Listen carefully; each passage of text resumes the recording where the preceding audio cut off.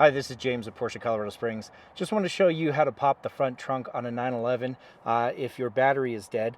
Since 911s tend to sit in the garage for quite a while over the winter months, and batteries might tend to go low. So on the driver's side, underneath the footwell, you pull out on this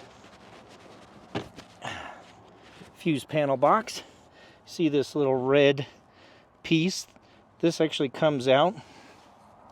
You'll see connection terminals on the side, so you'll put your positive from your jump box onto those connectors right there.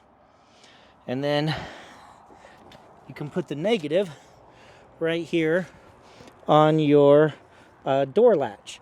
When you do that, that should give you enough juice to use your key to hit the front trunk pop.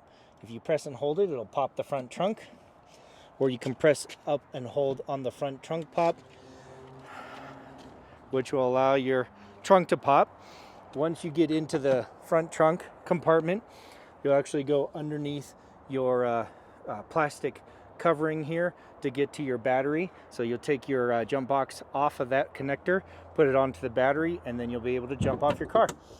Hopefully this helps. If there's any questions, please give me a call, 719-219-5014. Thanks a lot and talk to you soon. Bye.